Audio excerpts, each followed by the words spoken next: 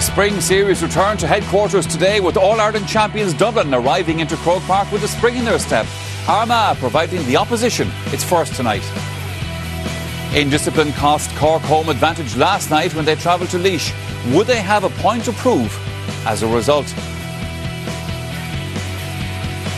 8 games played in 2012 and 8 victories for Mickey Hart and Tyrone. They were looking to continue that run when they welcomed Westmeath to Healy Park in Omagh. The small ball also features tonight. Defending league champions Dublin welcomed a Cork side experiencing a rejuvenation of sorts under JBM. And we're here in Coolderry, County Offaly for a preview of the All-Ireland Club Hurling and Football Final, which take place in Croke Park next Saturday. It's coming up in part 3. Don't miss it.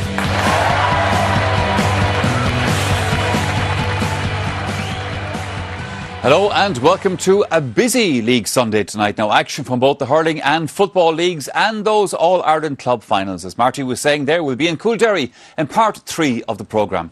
But here in studio tonight, I'm joined by Kieran Whelan, who'll be reviewing the weekend's main football fixtures, while Donal O'Grady will be here a little bit later to do the same in hurling. So, let's get straight into it then. Now, Dublin took on Armagh this afternoon, looking for their second victory of the campaign after last weekend's floodlit victory in Portlaoise. This time, the venue was Croke Park, where our commentator was Dara Maloney. Alan Brogan starts for the first time in this league campaign for Dublin. James McCarthy returns after suspension to the half-back line, but Brian Cullen misses out because of his ban. Michael Dara McCauley partners Eamon Fennell in the middle. The Armagh midfield has been restructured after their defeat to Mayo. James Lavery is paired with John Kingham, with Malachi Mackin now at centre forward. Kieran McKeever returns at centre back, with Colm Waters named in the forwards. Alan Brogan, first start of the league campaign. His brother Bernard is on the bench. Paul involved too. Here's Eamon Fennell. Paul Brogan blocked out by Kieran McKeever. That right hand outstretched, it breaks for Mossy Quinn. Now to Owen O'Gara. 1-5 he scored against Laois. O'Gara gets away from his marker very easily, looking for the first point of the game. The goalkeeper saying it's wide, but the umpire disagrees. Philip McAvoy thought that was wide, but Owen O'Gara, who is in fantastic form, and Dublin in the 3rd minute take the lead at Croke Park.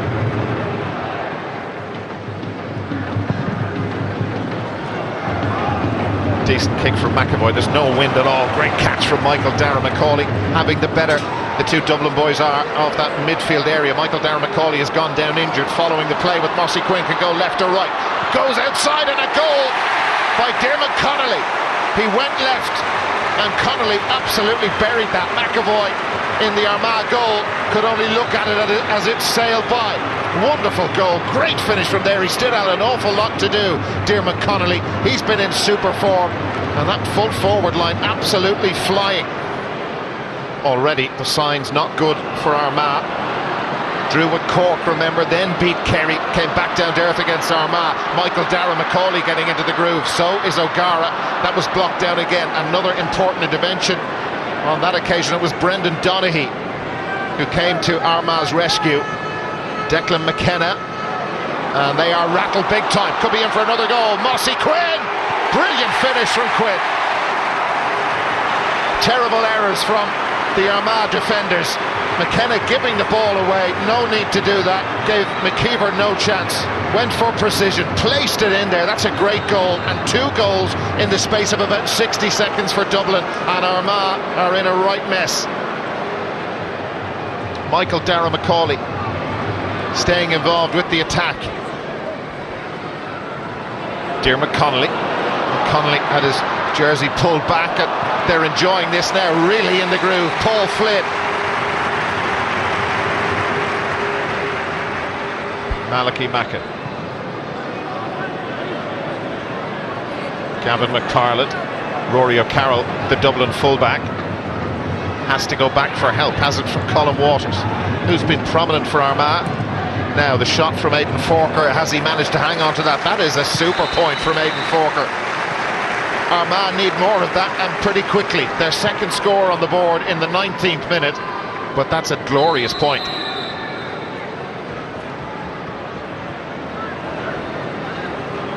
Oh, that's risky, far too risky. Mistake by Kevin Dias. Michael Darragh-McCauley driving right at the Armagh heart again. Here's Connolly slots it. 3 goals in the first half, and Diarmuid Connolly has got 2 of them. But again, Armagh had possession of the football and they gifted straight to Dublin. But Michael Darragh-McCauley bringing real purpose and drive to the Dublin attack, running at Armagh at every opportunity. That's a gorgeous finish. Again, precision. 2 goals for Connolly, 3-6 to 4 points.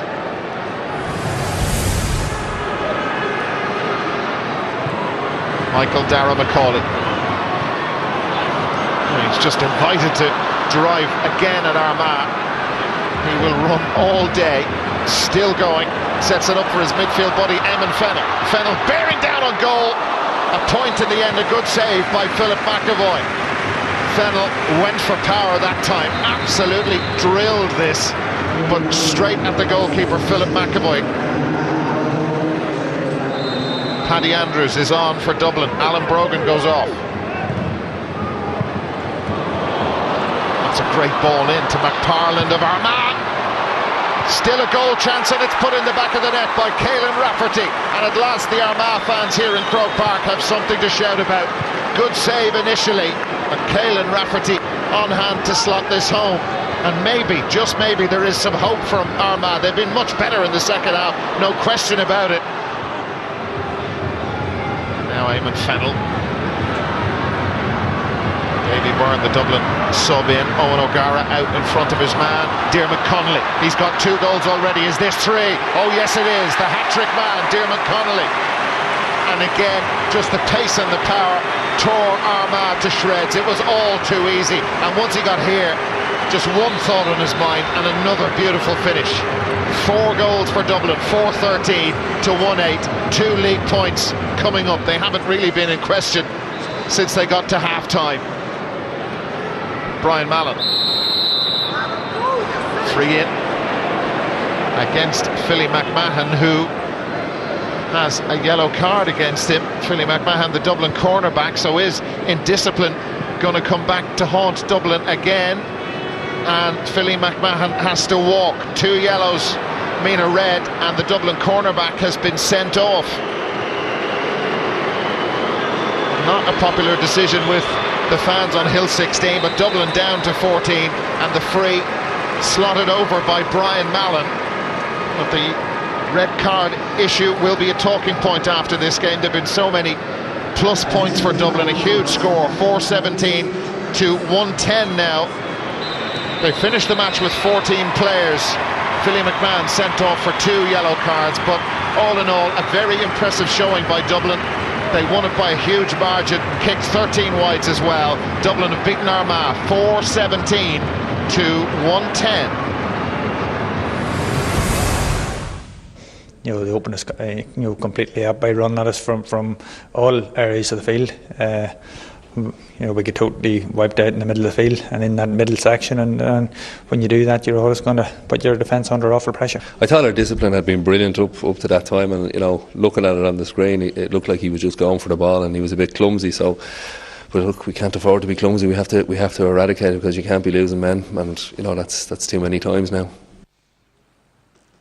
Yeah, any doubts about Dublin being able to get back into the groove after the exploits of last year have surely been dispelled in their last 2 games. Kieran Whelan, they started off with a defeat, of course, against Kerry. Then there was the abandoned game against Mayo. But certainly in those last 2 games, Dublin seem to be up and running again now. Yeah, they've shaken off the early season cobwebs and they're back on track to retain their title. Effectively this game is over. They had 2 goals in the first 10 minutes. They were 8 points up after 15 minutes, and it was simply game over. But they done what they had to do. They were clinical. They took their goals when they got the chances. They ran at the Armagh defence, were dominant in the middle of the park. And Armagh, it was a poor performance, poor Armagh performance. Hard to believe that 5 weeks ago they beat Kerry. They were sloppy in possession. They gave away possession far too easily. There were lapses in that Armagh defence, there's no doubt about that, and Diarmuid Connolly in particular punished them. Oh, fantastic, like the 3 goals, this fantastic finish, a great turn first to get the ball off Mossy Quinn, and a superb finish keeps it low. Michael Darragh-McCauley, direct running right at the defence all day, slips it over. Dermot Connolly off his left foot just picks a spot in the corner of the net. He had Alan Brogan and Eoin O'Gara inside. Could have put it into them, but absolutely fantastic finish. Great ball here by Davy Byrne. Eoin O'Gara does the simple thing, lays it off, and he takes the ball at pace from 30 yards and then simply brilliant finish into the corner. So like, Dermot Connolly is in the form of his life, there's no doubt about it. He's came of age. It's hard to believe that in 2010 he wasn't in the panel. He was left off the panel. He was left off the panel when I was involved as well. He has matured, he has grown up, and he is in fantastic form. He's going to be a big factor in Dublin's defence this year. Oh, I think you're right about that. OK, next up here on the programme was the meeting of Laois and Cork from Portlaoise last night. Now, this was that controversial forfeit of home fixture for Cork, leaving their opponents with an unexpected extra game in Portlaoise in this campaign. At O'Moore Park for us last night was Marty Morrissey. Well, as you say, Michael, home advantage is very much a bonus, but last week Laois didn't avail of the opportunity when going down to Dublin. This is the Laois team tonight. Brendan Quigley is out due to a one-match ban, so MJ Tierney gets a chance to show off his talents. Pádraig Clancy is injured, so Adrian Kelly is named in the starting 15. Cork manager Conor Coonahan makes 3 changes to his team. Valley Rovers and Munster goalkeeper Alan Quirk takes his place between the posts. Interestingly, all-star midfielder Aidan Walsh is a late replacement for Barry O'Driscoll, while Pearse O'Neill gets the call up to centre forward. It's a match that was supposed to be played on the banks of the Lee, but obviously due to the imposition of this punishment, Cork had to travel here to the Midlands. So can Laois take full advantage? Ross Munnelly was in fine form last week. He hasn't lost his touch in the space of 7 days. Ross Munnelly in fine shooting form.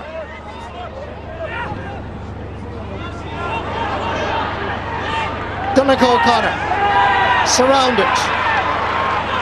Lovely pickup by Kerrigan. Nemo Rangers, they know their football in Cork City.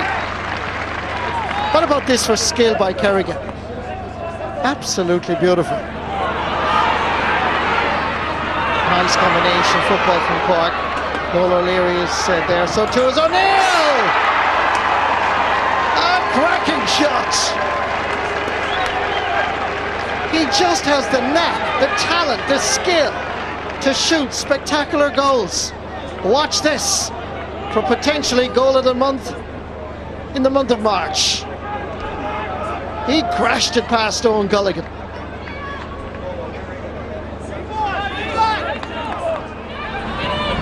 Aidan Walsh goes for distance. Donegal O'Connor did so well here up against Peter O'Leary. What about the finish? It's just as good. You have to say that Cork are already showing a little bit of class. Release fires Billy Sheehan. John O'Loughlin. You can see the determination before being brought down by Pearse O'Neill. Yellow card, I'm sure, for the centre half forward. Billy Sheehan over to our centre back Kevin Meaney. Lays it off quickly to Darren Strong. Chance here at the end of it all is going straight between the posts. Paul Cahalane will get the credit, but Laois having to work so hard to prize an opening in this Cork defence. Pick up by Graham Canty. Noel O'Leary takes the free and hitting it so long. Up towards Donegal O'Connor. Great catch, lays it off. Chance for Aidan Walsh. Oh! He blazes it over the crossbar. But there is trouble in Portlaoise. And Cork are posing all sorts of problems. A wonderful catch by Donegal O'Connor. Walsh here. Cullerton advanced off his line, and it is a point. Billy Sheehan.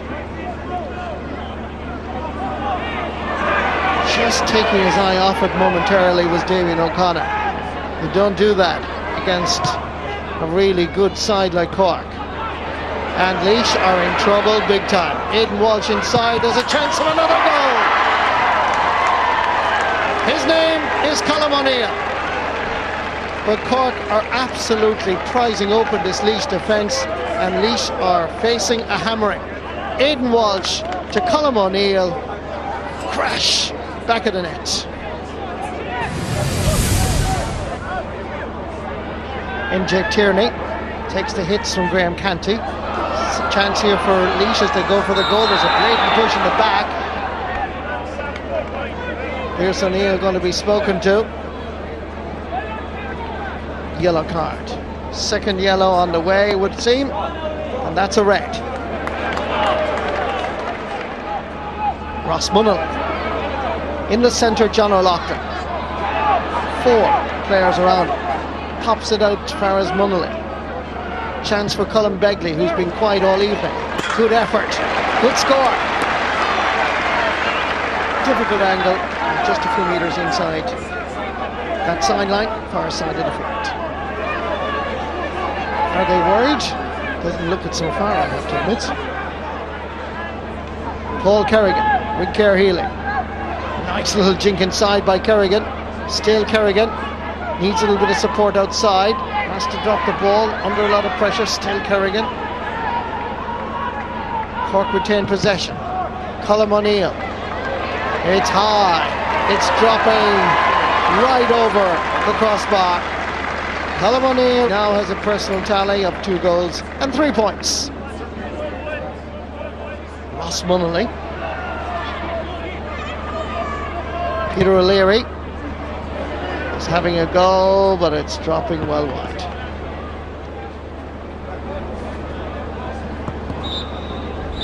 The full-time whistle blows in O'Moore Park. It's quite clear that Laois have a problem in terms of their depth of talent. Full-time score in O'Moore Park is Cork 214, Laois 10 points. Obviously, Laois are a bit weaker than usual tonight, so all in all, we'd be happy enough with it, but very much aware of a lot of work to be done. I firmly believe that the team will show the character and the resilience to be able to come back and prove that they're bigger men and better footballers than they showed tonight. Yeah, the points to Cork and another home defeat for Laois. Kieran, of course, Cork are at home next time to Kerry. Now, that's always, a lively contest, but it's added to now by the fact that they had that victory last night. Yeah, absolutely, and I suppose what's important is the DRA have referred their punishment back to the CCC, so they've got that out of the way now. They've taken their punishment rather than maybe risk it next week, and they can go down to Páirc Uí Chaoimh, which should be a cracker. But last night they probably played their best 25 minutes football that they have done in a couple of years, and they blew Laois out of the water by just playing a direct game. Laois played a sweeper system that was ineffective all night, and it was a second poor performance for Laois, so worrying times for Laois. You've picked out a few clips of Cork's play because they tried to get the game going the last time against Donegal. Didn't quite work as well. No, they've been poor this year, and particularly against Armagh they went very defensive. But last night it was quite clear that they were playing a long ball, direct ball, and if you're going to beat a sweeper system, you just put long direct ball, and you put 3 guys in there that can win ball. Aidan Walsh, Donegal O'Connor and Colm O'Neill can all win their own ball. So if you can hit long direct ball in, they can win it. You're going to get scores as a result of it. That was a direct ball straight across. Aidan Walsh, runner comes in. Simple point. So they done this all night, and it was certainly a tactic. Here's another great ball across.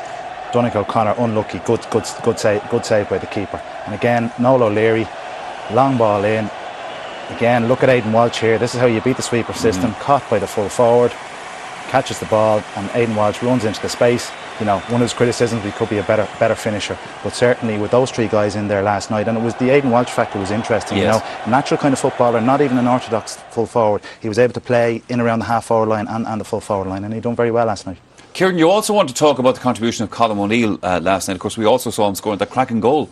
Yeah, Colm O'Neill, he's returned to set up, and it's great to see guys come back from a cruciate ligament injury, And last night he came back and he has returned in the form that he was in 2010. If you remember 2010, he scored 1-2 against Dublin, was influential coming off the bench. Last night, he finished the game with 2-3, 2-2 from play. Two fantastic long-range points, and he is a natural goal finisher, which Cork have been lacking. Donegal O'Connor has been playing a lone bar up there front.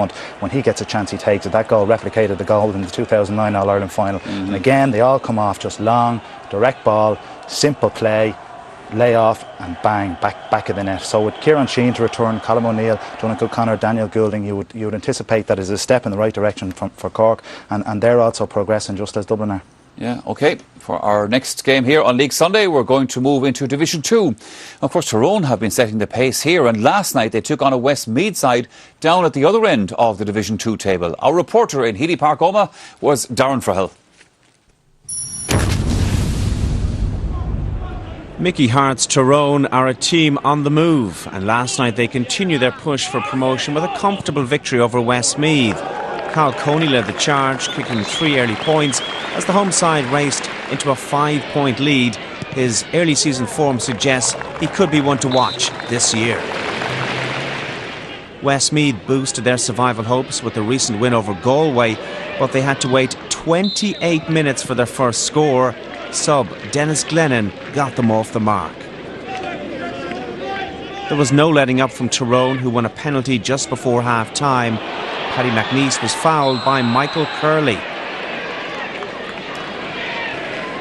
The cornerback's ankle tap presented Tyrone with this glorious opportunity, and Peter Hart converted to ensure his side led 1-6 to 2 points at half-time.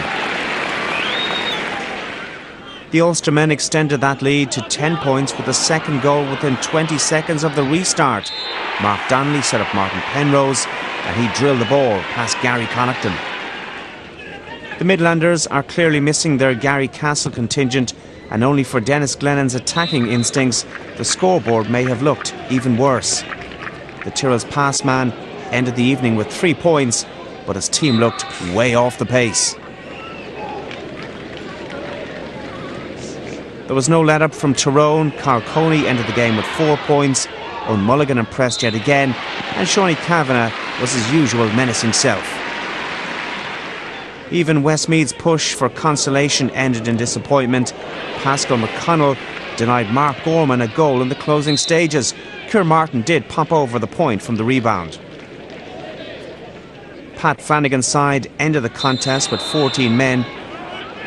Mark Gorman picked up his second yellow card, and he was sent to the line. Tyrone's early season form continues.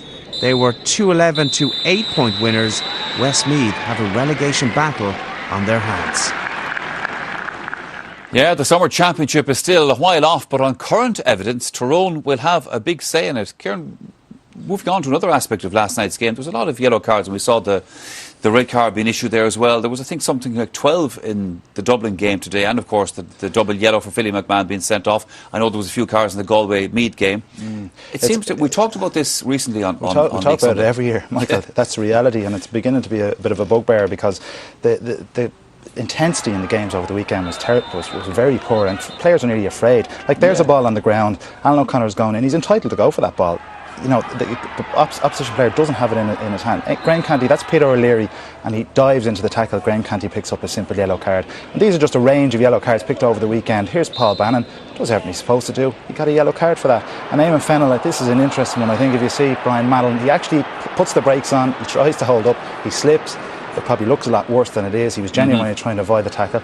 And Philly McMahon picked up 2 late innocuous yellow cards, not a whole lot in it, and he ends up being sent off. So these are yellow cards, Michael, that will not be given out later in the championship. So you ask yourself, why are they being given out now? Yeah, and I actually think it's ruining the game. You know, every game, every weekend we're reading about 9, 10, 11, 12, 13 yellow cards being dished out in games. And they're not for intentional fouls, they're for more clumsy fouls. A guy actually trying to do the right thing. Yeah. And I think the referees have to sit down and take a look at it, because it is actually ruining our game at the moment. Sure, yeah. OK, let's take a look at the league tables then as they stand this evening. Kieran, we're going to have a look at Division 1 obviously first. And defeat for Mayo today, they've been going well up to this. Yeah, they've been going well, but people are maybe getting a bit carried away with their progress. They still have the big 3 to come in Dublin, Kerry and Cork, so I think the next couple of weeks is going to tell us really a lot about where Mayo really are. Let's have a look at Division 2, because we mentioned them just a moment ago. Of course, Tyrone winning, and they have been setting the pace there now. As I said, you know, it's early days, but they're looking all right. Yeah, they've 9 out of 9 victories, and Mickey Hart has those young guys, the likes of Kyle Coney and Peter Hart, and they're actually playing like they did in 2003 and 2005. Their work rate and the intensity they bring into the tackle is phenomenal. Tyrone look like a team that are going to bounce back this year quite quickly. Galway beating Meath there as well, of course, and that puts them back into the frame as well. Let's have a look at Division 3 then, Kieran, and I suppose the team that comes to the eye first there is Longford, because another win for them today. Yeah, another local derby victory against Sligo after beating Roscommon last week, and Glen Ryan is doing a good job, and they look like favourites for promotion at this stage, with Wexford and Antrim not far behind them at this stage. And finally, obviously, a look at the Division 4 table as it stands at the moment, and Fermanagh, of course, out in front there. Yeah, it's the Peter Canavan influence, isn't it? Yes, We kind of expected that they'd get a bounce when he went in there, and you would have thought that Limerick would be up the top there with them fighting for promotion. Oh, Kieran, thanks for that. And in fact, at this stage, we're going to say thank you to Kieran Whelan, because he's going to leave us this evening on League Sunday. Sitting into the analyst chair after the break will be Donal O'Grady as we turn our attention to the weekend's action in the Alliance Hurling League. So we're going to see you again in a few minutes.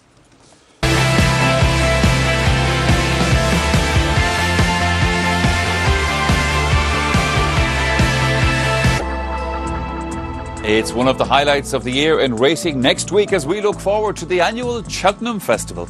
Our coverage here on RTE Television begins on Tuesday, and coverage of day one of the festival starts at 1 on RTE 1 television.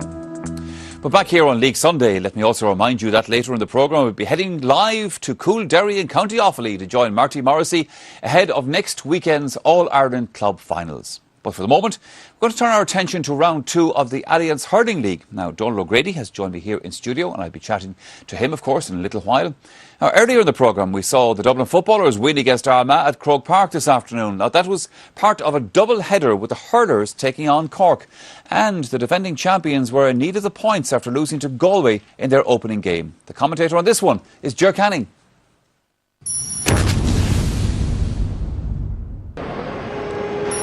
League champions Dublin, stung by defeat in Galway a fortnight ago and an injury to Peter Kelly, recall Paul Schutte to their full back line, and they draft Simon Lambert into wing forward. In a late change then, Liam Rush comes into the full forward line, and he comes in place of Shane Stapleton.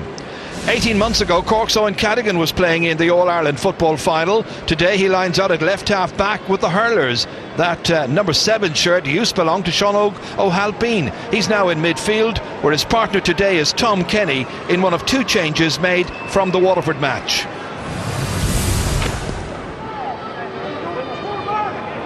Pa Cronin gathers it in well, trying to go by Shane Durkin. Little block on it. Out comes Rory Traynor, the cornerback, back in the ranks this year. Back towards Pa Cronin. Pa Cronin having a go from near the sideline and putting it over the bar. Good point. And the opening score of the match then coming in the 4th minute.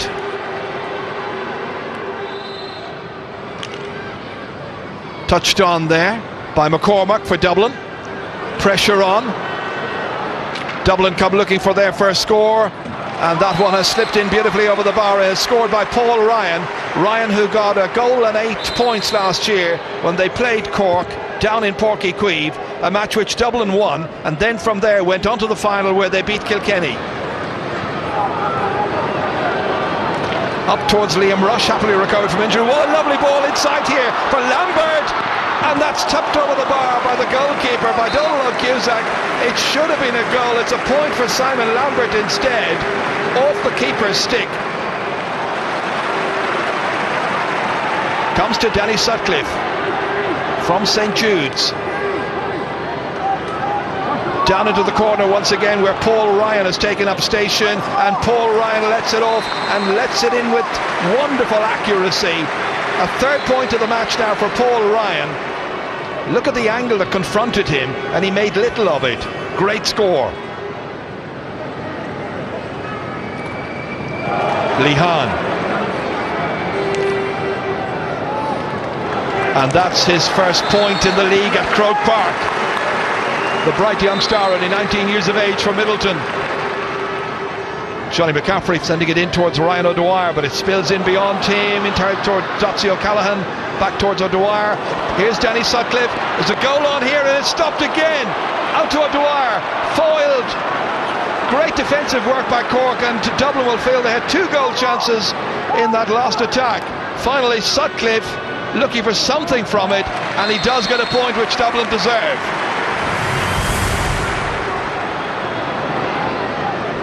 Shane Durkin back here towards Dotsie O'Callaghan. Ball running loose. Chance for Dublin to try and get their first score of the second half. and it's a great opportunity, and it's in the back of the net, and it's Lambert. Simon Lambert, as that loose ball went in, and it was fed beautifully by Alan McCrabb in as far as Lambert, and he rifled the back of Donald O'Cusac's net. What a tonic for Dublin. Cork counter. Cathal Naughton missed an opportunity in the first half, hasn't scored so far. There's an easy point for the taking. He's happier with a goal. Cathal Naughton took his opportunity, I would say probably 30 to 40 seconds after Dublin's goal, and Cork go back in front. The target in there is Liam Rush, isolating Stephen MacDonald, and Rush is dangerous. And Rush comes forward and he's held back by the arm, and there's no question about it, that's got to be a free. Will he go for a goal here? Dublin behind by 2 points. Ryan striking, he's having a go, and it's stopped. Comes out to Ryan O'Dwyer, and Ryan O'Dwyer finishes into the back of the net, and Dublin lead again. Well, it was Paul Ryan who struck it. It was well stopped by a combination of defenders, but Ryan was strong and determined and made certain that it ended up in the back of the Cork net. John Gardner waited, but straight to Joey Boland. 65 metres from his own goal. Looks good. It's a great score by the Nafiana man, Joey Boland. And Dublin stretch their lead to 2 points again. Comes out to Sutcliffe, who's marking him. He's getting on the ball time and again. And Dublin may well have found themselves an ace here. Wonderful performance by Danny Sutcliffe. Comes back out as far as Cathal Naughton. Angle is awkward, he'll always have a go, he's that kind of player. And now he's got a goal and a point in the second half. Across as far as O'Halpine, scored against Waterford. His team are 3 points behind. Inside towards Paulie O'Sullivan, who'll slip it off here, and Cork have got a goal, and it is Park Cronin, and the game is tied up again. Park Cronin in the 65th minute. Jamie Collin was one of those involved in setting it up for him, but it's 22 points each. Runs on there towards Niall Corcoran, and Corcoran looks around for loose players, and Dublin have got 2 loose players at this stage. One of them a Crab, back over there as far as Danny Sutcliffe. 67 minutes of the game gone, Dublin looking to get in front again, and he's put it over the bar. 5 points for the 20-year-old from St Jude's in Templeogue.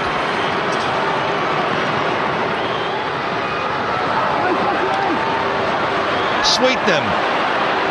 Here's William Egan, and Egan lets fly in the end, and it is a brilliant score from 45 metres out. William Egan ties it up at 2:17 to 2:17. Taken by Conor Lehan, one of those young players who will have learned a lot by the big occasion here. Young players on both teams, a learning experience for some of those who are new to this big occasion. It's a free in. It'll be Pat Horgan from Glen Rovers, and he's got a 7th, and Cork lead by 2:18 to 2:17. Dublin have it again. Joey Boland coming, looking, and there's a slip there by Shane O'Neill. Boland's after it, Naughton's after him, and then the challenge wasn't shoulder to shoulder, and it's got to be a free in. Well, this free suits Paul Ryan because it's from the right hand side, hitting it off his left. Should be well able to put this over. Oh, he's missed it! Inexplicably putting it wide. Oh dear. Result to be a bonus if you could get it, but the main thing is that you're fighting and right there at the death, and a small bit more finesse and a couple of lads back maybe that we don't have at the minute. We'll be that bit stronger. Playing at Croke Park is a novelty for a lot of our lads, and we brought some young lads in the second half there and did very, very well. So from that point of view, we're broad in the panel trying to find players who can make the step up from underage hurling, and that's what we're working towards really. Yeah, very enjoyable stuff at Croke Park this afternoon, but the defending champion still without a win in the current campaign. And Donald O'Grady, we saw Jimmy Barry Murphy there now, your old teammate and colleague, has come in this year. He's trying to feel his way along, obviously, with this team and bring them on a little bit. I know how much he's admired in Cork, and he seems to be getting the response. Yeah, well, he's there for a 3-year term, Michael, and you know, they're just starting to put the building bricks in place. But one thing about Jimmy's team, so he's a very good communicator. They'll know exactly what way he wants to play, and they'll always play for him. And you saw that again today. Like Cork were down and out maybe with 10 minutes to go, and yet they fought back to win. Lucky enough, right? And maybe a draw might have been a fair result, but having said that, I think the teams will play for him. Yeah.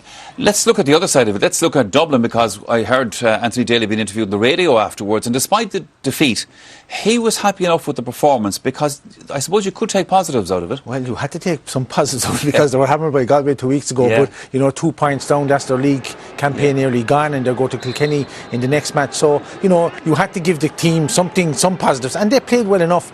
A draw, as I said, would have been a fair result, but you know, they missed some glaring chances, had bad wides, you know, but I suppose Anthony Daly has to appear as positive as he can be, and he was looking for a performance. But having said that, they need to be a bit more clinical, and you know, this is Danny Sutcliffe played very, very well for them, right? Okay, got great points, worked hard up and down the wing, and like Dublin's work rate, right, you know, was better than Cork's for long stages of the second half, and that's Sutcliffe again, right, and he did everything right, and that was asked of him today, right, and he's a fine. That was just a second league match, impressive against Galway as well. And I suppose the thing you talk about Dublin, big thing, they're not getting any goals. 2 today, and this was Simon Lambert, got the chance inside the Cork defence, and you can see him there coming over with a fist, right, he went for it, and a very, very good goal. So even if Daly went in at the end of the league and they were getting goals, that would be a major plus for them.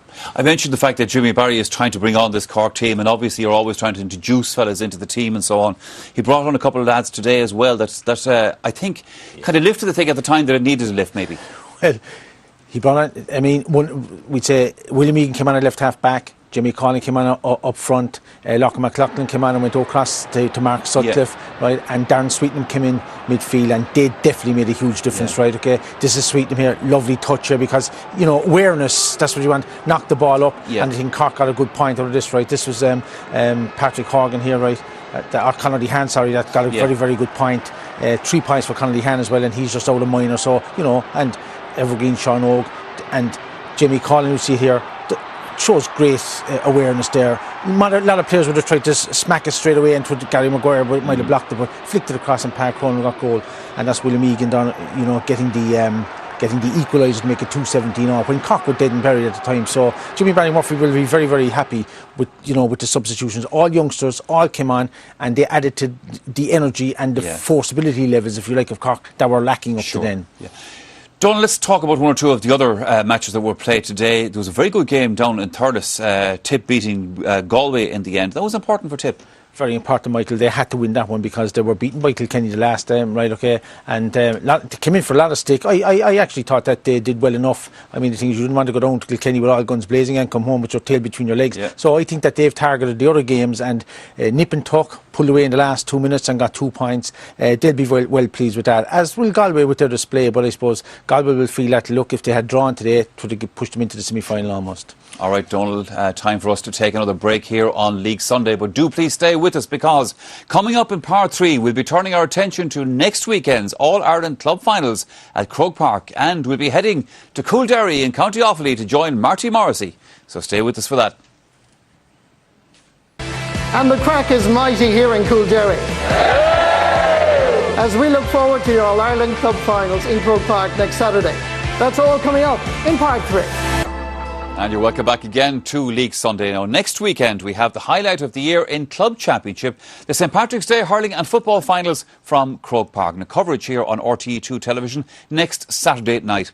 Well, in the hurling, Lochiel Shamrocks take on Coolderry, while the football final sees Gary Castle of Westmeath facing Crossmidlen Rangers. Now, obviously, it's a big day for all 4 clubs.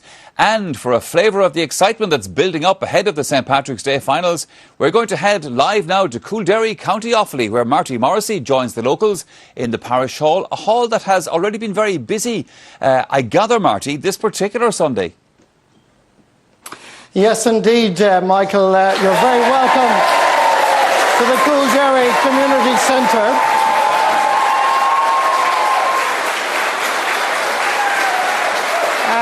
Last night here in the community centre, Mass was said by Father Kieran Blake, who's a native of Dunbeg, because the church right next door, St. Ida's, is being painted. So it's not a church this evening, it is a television studios as we look forward to the All-Ireland Club Finals. Of course, Coolderry are bidding for their first All-Ireland title, but their opponents, Lochgiel Shamrocks in the Glens of Antrim, did it back in 1983. Despite that 29-year gap, or indeed you can imagine after a 29-year gap, they're really excited about heading to Croke Park next Saturday.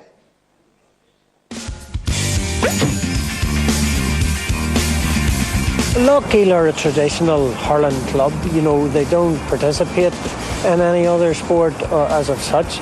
So, I mean, like, hurling is the lifeblood of the parish. When Lochgiel won their first championship there 2 years ago, I couldn't believe the excitement and how people were emotionally, you know, they were ready to jump out of the stand. You know, they were so overjoyed. We have a great youth set up in the club. You know, we started under 6 and they play their way up to senior, and we've won a few championships at underage, and them lads are coming through now too, and you know, they've taken over the mantle and they're trying to rewrite their bit of history in the club now. My uncle's played in all our 83 teams, so it's very important. We're very proud and we're very privileged, you know, to be going to Dublin on St Paddy's Day to play in this big occasion. This team of boys here have been through a lot in the last 10 years. We've lost a considerable amount of games and we've felt the bad times. It's a real achievement to feel the good times, and hopefully I can just take it that last step and bring Tomer home. I heard a few rumours, you know, about I'm going to be marked tight, but it's nothing I'm not used to, like, so I just, you know, take it on board and look forward to Paddy's Day and whatever they throw at me, I'll be prepared for it. Liam's a super player, you know, a super individual player, but what people don't realise is he's also a great team player, and you know, he fits into our team well. Where we've got, you know, we've actually 28 or 29 leaders, and every one of them, you know, well capable of hurling in the big stage. We have a 50-50 chance of winning the game, and I mean, like, if we bring the same appetite and the same work rate and the same attitude to the final as we did to the semi-final, I mean, we have every chance of getting a result.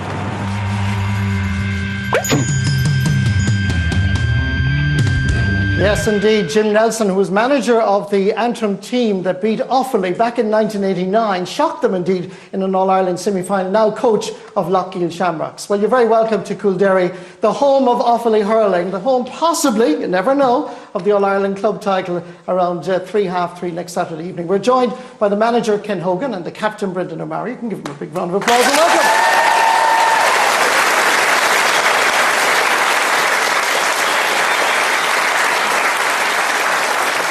Now, I know Offaly people love their hurling and indeed their sport, but I didn't think that they had this draw for Tipperary people. So, Ken Hogan, what are you doing in Offaly? No stranger to Offaly. I went to school in Offaly. Some of my school friends are here sitting around me, and some of my former teammates in the Presentation College in Burren Community School, Marty. So I'm not too far away. About 12-13 minutes gets me here. So just delighted to be involved with such a good and honest team.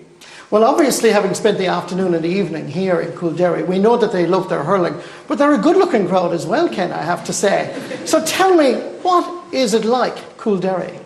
Well, I know you have an eye for the ladies, Marty, but the most important committee here are the ladies' committee, actually, because they're the people that look after us, feed us after the games, and travel with us everywhere we go. So Coolderry, unbelievable, you know, amazing community, really. The pitch down there, you know, it's really busy right through the year. If you're not there down time for training, you stay watching, because really there could be a Camogie team, the under-14 team won the county final in 2011, and also, of course, the Junior Bs won the county championship. So ultimately, we've had a good year in 2011, and I suppose everything revolves around the hurling field. The whole community are down here, and everybody's working. Camogie team, Naomh Breed are involved as well. So we have 2 pitches on the go here, and it's really busy, and it's great to see. Hurling really is the epicentre of life in this part of the world, isn't it, Ken? Oh, it means everything. It's part of life. There's a sign coming into Coolderry, you know, Coolderry, this is a way of life, and I'm sure it's the same in Lochgiel. They're the very same, and it's fantastic to see 2 rural teams involved in All-Ireland Club hurling final. It's tremendous for both parishes, but particularly, I suppose, for both Coolderry and Lochgiel. Lochgiel have been there before. It's new territory for us, and we know obviously Lochgiel have been All-Ireland champions before, and I know that you know, they really had a spectacular win against Na Piarsaigh, and we had a good win as well, you know, and we bring honesty to it and we work hard, and hopefully again on St. Patrick's Day we'll do that again. Brendan O'Meara, captain of Coolderry, heading to Croke Park. Did you think at the beginning of the championship in Offaly and right through Leinster that this is where you would be, heading to Croke Park? I suppose, Marty, it's hard to look that far ahead, really. You know, at the start of the year, you know, we had to work hard to get out of Offaly, and a lot of tough games along the way and a lot of very competitive games. I suppose it's been a learning process as we went along now, and we probably got that bit better with every game that we played, you know. So, you know, we worked hard in Offaly, and we had a tough championship there, you know, and it's very competitive as well, you know. But Offaly hurling seems to be just down at the moment. I know you've uplifted their spirits, but was there a turning point in this championship campaign for you? I suppose the win that we had over Ballyboden St. Enda's in the first game really was probably the turning point for us, you know. We progressed on after that, and to get over that first hurdle probably for us was really the big win for us, you know, the one that stands out really, you know. I presume, Ken, they're good to train. Oh, that's the one thing that struck me when it came to Coolderry, you know, they're waiting in the pitch for you, hugely committed, hugely enthusiastic, but a real identity for themselves, you know. They're here in South Offaly on the borders of Tipperary, obviously. Ross Gray, who have been magnificent supporters here, all the clubs around in Laois and Tipperary and Offaly, you know, have been very good to us regards giving us pitches, particularly, you know, as you well know, Martin, in the winter time, it's hard to get pitches, and it's hard to get pitches in good fettle, and people have been very supportive to us, and I suppose at this stage, you know, the hard work is over. Now we've got to prepare mentally and get ready for St. Patrick's Day, and this week, obviously, hopefully will go a little bit quicker than it did for the last 2 weeks, so we're looking forward to it. I see some of your players behind you there, Paddy Tehan and Trevor Corcoran, who's the vice-captain. Both of you gentlemen are very welcome as well to our show. Trevor, what's Ken Hogan like as a manager, first of all? The truth now. Couldn't speak the truth now, I'll probably draft him for Saturday. No, in fairness, Ken is a good man, you know, he's a very good trainer and that, but a lot of people don't know that he's a bit of a singing career off the field, you know. Yeah. A country and western star, is it? Yeah, I suppose his vocals are a bit scratched there from all the shouting, but not too bad now, in fairness. Going to Croke Park, that must be a dream for all of you players, because I know last year you were disappointed to lose to the Westmeath champions. Yeah, I suppose, sure, that's what everyone kind of sets himself up for, you know, when you're a young lad. The pinnacle is to play in Croke Park, so, you know, it's a dream, but at the end of the day you have to be a realist, and we have to be just concentrating on what we have to do ahead of us, you know. Well, we wish you all the best of luck to Trevor Corcoran, Ken Hogan and Brendan O'Meara and everybody in Coolderry, and indeed to Lougheed Shamrocks. May the best team win in Croke Park. Let's move on to the All-Ireland Club Football Final, because a bit like Coolderry, Garrycastle are heading to Croke Park for the very first time. Crossmaglen are going for their 6th All-Ireland Club title, Garrycastle for the first. League Sunday visited Garrycastle during the week, and you can imagine the excitement.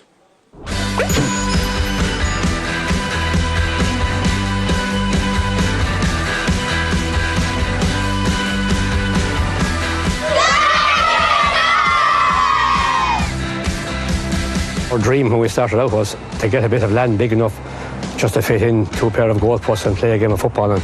And that was our dream then. Little did we ever think we'd be in Croke Park in 2012. Nicely laid off, backfires James Dolan, and he gets it under cover. A beautiful strike. A beautiful goal by James Dolan. Been on the go for about 10 years now with Garrycastle. We've won 6 county titles over that period of time, so there is a lot of belief in the team, and I suppose in them type games you need a lot of belief, and come St. Patrick's Day against Crossmaglen, I suppose we'll definitely need belief to lift the cup. We're getting older and we appreciate every second we put on the Garrycastle jersey. We always did appreciate it. This year we're really going to give it 100%, 110%, and we won't let anything down on the day. The referee has blown the full-time whistle for the very first time.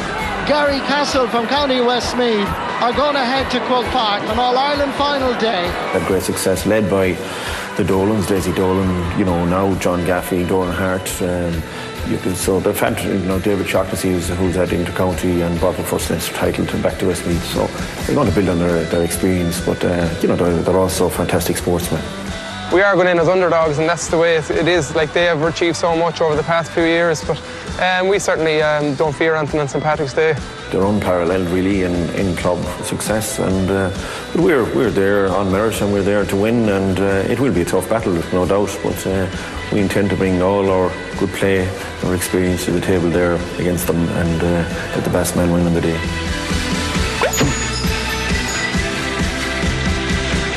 Yes, indeed. Gary Castle against Crossmaglen Rangers in the All-Ireland Club Football Final next Saturday. Well, Desi, having been in Gary Castle during the week, I was intrigued to learn about your history, because you must be the youngest club in Ireland to get to the All-Ireland Final, only formed in 1981. Yeah, formed in 1981, a very small club in Athlone. We just have one pitch, but we kind of rose to prominence fairly quickly. I think around 1997, 98, we became a senior team, and we've won 6 championships since then, and this year we won our first Leinster Championship. But we kind of felt over the years like we've a decent team, like a lot of good footballers and a lot of lads that represent Westmeath well. Junior A, as they say, in 1982, All-Ireland Club Football 2012, 30 years. It's a fair journey. Yeah, it's amazing, but like a lot of hard work has gone into it. We have a very good underage structure, and players are coming through all the time, and it's crucial. And Oisín will tell you across Maglen, he says every year there's 3 or 4 players coming through, and that's what makes a difference, because we were always decent and not too bad, but I think this year we got 3 or 4 younger players in, and since we got the younger players, they have the legs and they're carrying us through the games. What is it about Crossmaglen? What magic are you sprinkling that you're going for your 6th All-Ireland Club title? I don't think there's any magic. I think it's the magic's in the hard work, and it's been done from underage. I think, you know, when people associate GAA and club football, they associate it with Crossmaglen, but we associate it with the fact that we're working hard at underage. We started under 6s, under 8s, under 10s, right the way up to minor, under 21. We're not always successful, but we're bringing players through every year. We brought 5 through from minor again this year, so that's probably where the success comes from. How many have you brought through since 2007? Brand new players, players you lost, players you gained. Well, we've got 17 new players through from 2007. 17? Which is a big turnaround, and I think, you know, that sort of took us by surprise, you know, whenever we realised it during the week. But you know, we've brought quality through. You know, we're back in an All-Ireland final, and as I say, people associate us with, you know, with being successful. We haven't always been successful. We've had dormant years as well. It's just whenever we've been successful, you sort of tend to get a little bit greedy when you get there. Well, you are the benchmark, and the best of luck to Crossmaglen Rangers and Gary Castle in the All-Ireland Club Football Final next Saturday. You can see highlights of those matches on RT2 next Saturday night, 11 o'clock. And of course, League Sunday will be back next Sunday night at 8 o'clock. From all of us in Coolderry, it's a very good night. Bye-bye.